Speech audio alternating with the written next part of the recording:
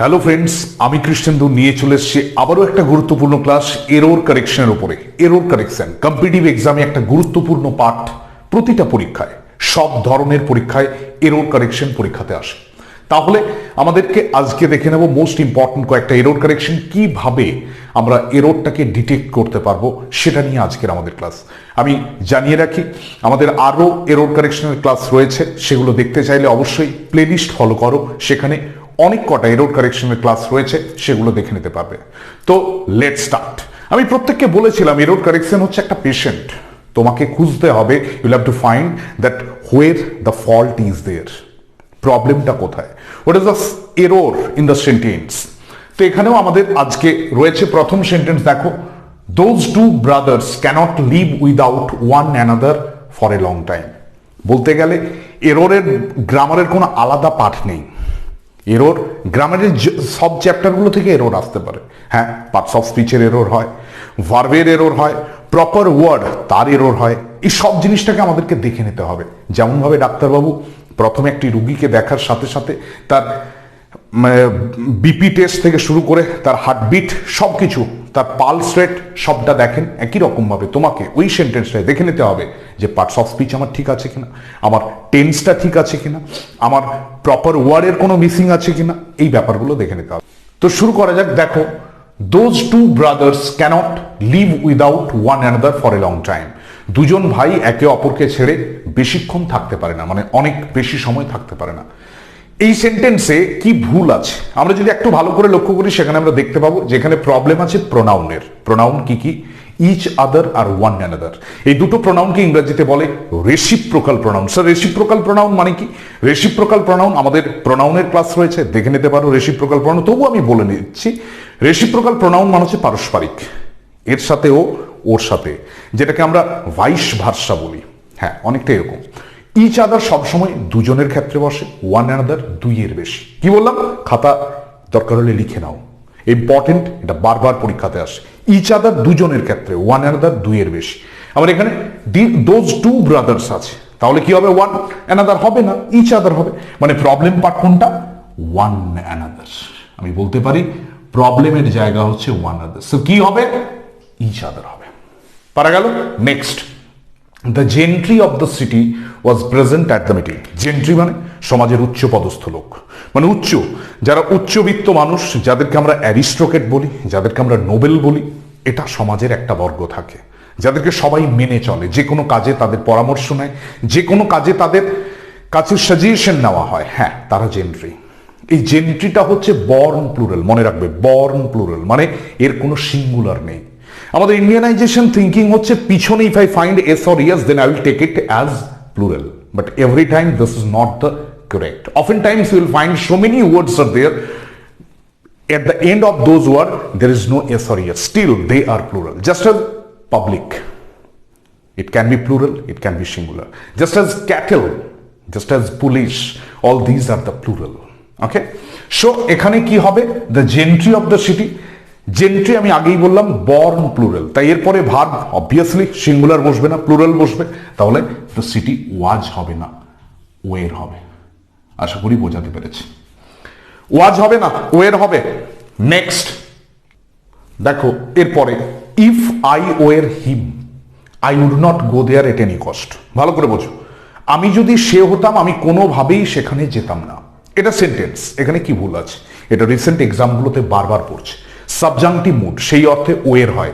If I were a bird I would fly. যেখানে impossible or improbable কোনো জিনিস বোঝা যায় বা বোঝানো হয়, সেই ক্ষেত্রে সাবজাংটিভ মুড হয়।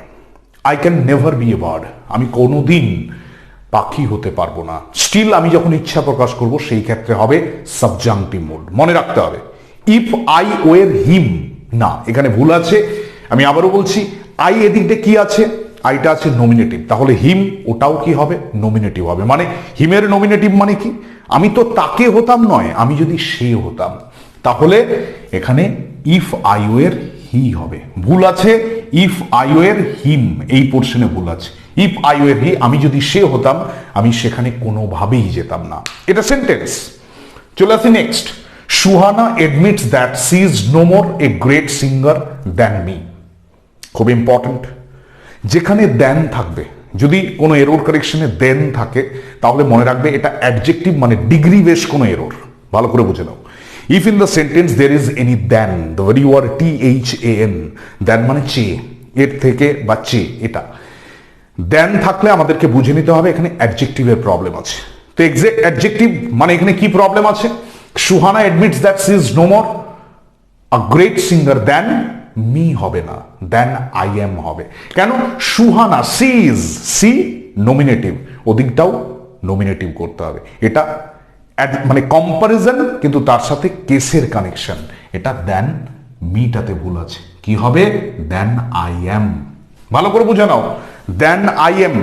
মনে রাখবে যার সাথে যার তুলনা, কেস অলরেডি আমাদের ক্লাস করানো আছে, সেটা দেখে নিতে পারো। যার সাথে যার তুলনা হবে সেটা যেন দুটো সেম থাকে। এদিকে নমিনেটিভ থাকলে এদিকেও যেন নমিনেটিভ থাকে, এদিকে অবজেক্টিভ থাকলে এদিকেও অবজেক্টিভ থাকে, এদিকে পজিটিভ থাকলে এদিকেও যেন পজিটিভ থাকে। এই ব্যাপারগুলো মাথায় রাখতে হবে। তো এখানে সি আছে তাই মি হলো না, দেন I am. Next, it takes 5 days to a letter to go from Delhi to London. হ্যাঁ, ডাক ব্যবস্থা, চিঠি, বিদেশেও চিঠি পাঠানো যায়, তো সেটা বলছে একটা চিঠি দিল্লি থেকে লন্ডন যেতে প্রায় 5 দিন সময় লাগে। এখানে প্রিপোজিশনের প্রবলেম আছে, আমরা যদি একটু ভালো করে দেখি।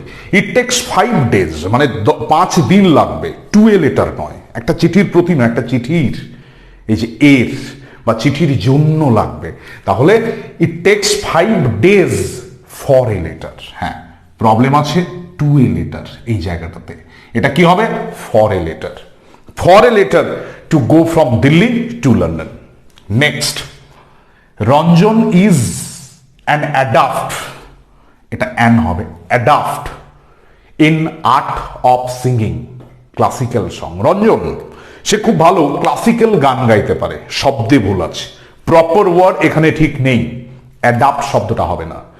ইংরেজিতে 3টে অ্যাডাপ্ট মানে এই রিলেটেড শব্দ আছে, একটু লিখে নেবে। অ্যাডাপ্ট, অ্যাডেপ্ট আর অ্যাডপ্ট। মন দিয়ে শুনবে। অ্যাডাপ্ট এখানে যেটা রয়েছে, এই অ্যাডাপ্ট মানে মানিয়ে নেওয়া, খাপ খাইয়ে নেওয়া। ভারতীয় দল বিদেশে যখন খেলতে যায় কিছুদিন আগে চলে যায়, কেন? সেই আবহাওয়া, নতুন আবহাওয়ার সাথে নিজেকে খাপ খাইয়ে নেওয়া, মানিয়ে নেওয়া। এটাকে কি বলে?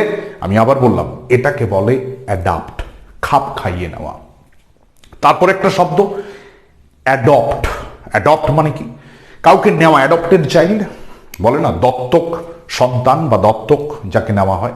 অ্যাডপ্ট শব্দটির মানে হচ্ছে যখন নতুন কিছু তুমি প্ল্যান নিচ্ছ, হ্যাঁ, প্ল্যান এ আর কাজ করেনি, তুমি যখন when you are a captain of a team, maybe that plan A failed, then you will have to adopt something new one, a new plan। হ্যাঁ, সেটা হচ্ছে অ্যাডপ্ট মানে কোনো কিছু নেওয়া, নতুন কিছু নেওয়া, এই অর্থে অ্যাডপ্ট হয়। অ্যাডপ্টেড চাইল্ডও বলে, অ্যাডপ্টেড চাইল্ড কেন? মানে হচ্ছে দত্তক নেওয়া শিশু। ভালো করে বুঝে নাও। আর এখানে যেটা হবে অ্যাডেপ্ট, ADEPT, মনে রাখবে ADEPT। অ্যাডেপ্ট কথাটার মানে দক্ষ। রঞ্জন হচ্ছে দক্ষ ক্লাসিক্যাল গান গাইতে, অ্যাডেপ্ট হবে, ভুল আছে অ্যাডাপ্টে। তাহলে আমার প্রবলেমের জায়গা এরর পার্টটা, তোমাকে এররটা দেখিয়ে দিতে হবে যে ভাই এই জায়গায় এরর আছে।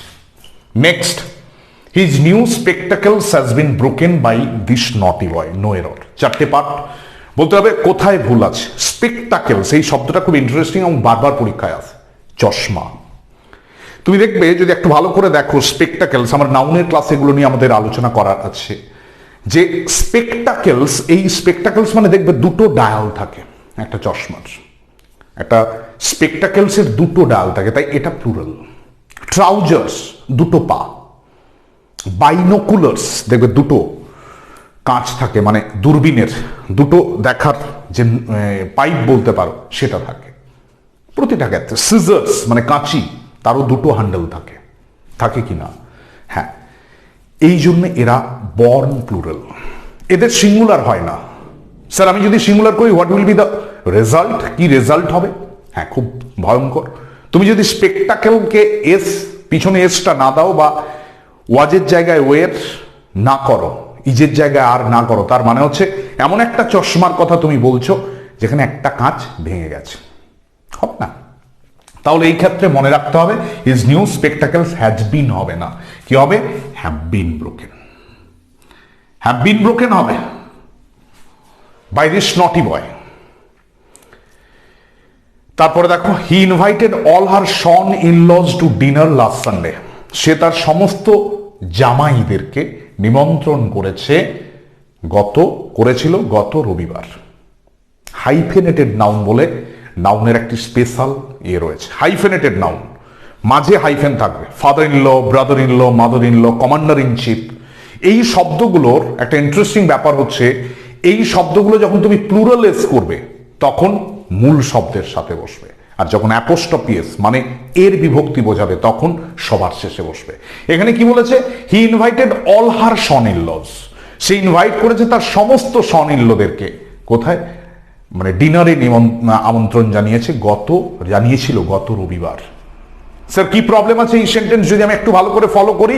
সন ইন ল, যেখানে প্লুরাল এসটার সঠিক জায়গায় ইউজ নেই, এটা ভুল জায়গায় করা আছে। কোথায় হতো? Son in law. পারলাম বোঝাতে? সন ইন ল হতো। কি হতো? Her sons in law. ভালো করে দেখেন। নেক্সট, সন ইন ল হতো। Next, Rakesh replied that he will not come to my house. খুব ইন্টারেস্টিং এবং খুব ইম্পর্টেন্ট, বারবার স্টুডেন্টরা ভুল করে। ন্যারেশন চেঞ্জ মানে যেটাকে বলে উক্তি পরিবর্তন, এটা একটা বিশেষ নিয়ম রয়েছে। ন্যারেশন চেঞ্জের যেটা ইনভার্টেড কমা, তার বাইরে যেটা থাকে সেটাকে বলে রিপোর্টিং ভার্ব, আর যেটা ইনভার্টেড কমার মধ্যে থাকে ওটাকে বলে রিপোর্টেড স্পিচ। এটা অনেকটা রেলগাড়ির মতো, একটা ইঞ্জিন যেদিকে যায় কামরাগুলোকে সেদিকে যেতে বাধ্য। তাই ন্যারেশনের মেন ফ্যাক্টরকে, হ্যাঁ, ওই বাইরে রিপোর্টিং ভার্বটা, ওটা যদি পাস্ট থাকে, ভেতরটা প্রেজেন্ট থাকলে তাকে পাস্টে রূপান্তরিত করতে হবে।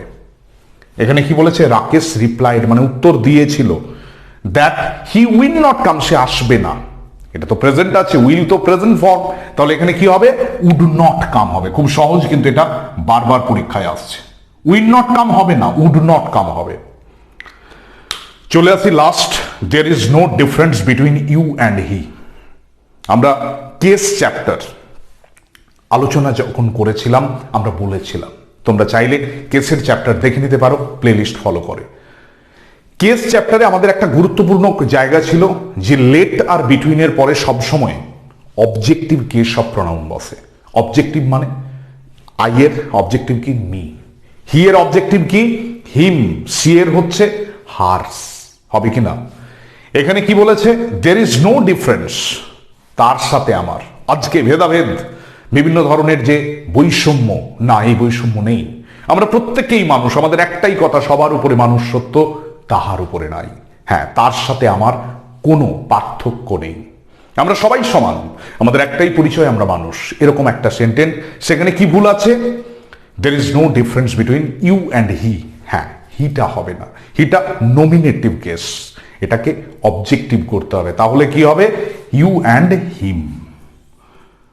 ভুল আছে ইউ অ্যান্ড হিতে। একটু তাহলে ভালো করে দেখেন, আমি বারবার বলছি, গ্রামারের প্রতিটা চ্যাপ্টার থেকেই এরর আসবে। এরর আলাদা বলে কিছু নেই।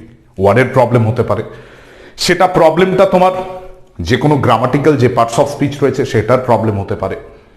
তো আমরা যদি এগুলোকে একটু ভালো করে দেখতে পারি তাহলে এররটা কোনো প্রবলেমের জায়গা নেই। আবারও জানাবো, আমাদের এই ক্লাসগুলো যদি ভালো লেগে থাকে অবশ্যই আমাদের এই চ্যানেলটাকে লাইক, শেয়ার এবং সাবস্ক্রাইব করে নেবে। অসংখ্য ধন্যবাদ।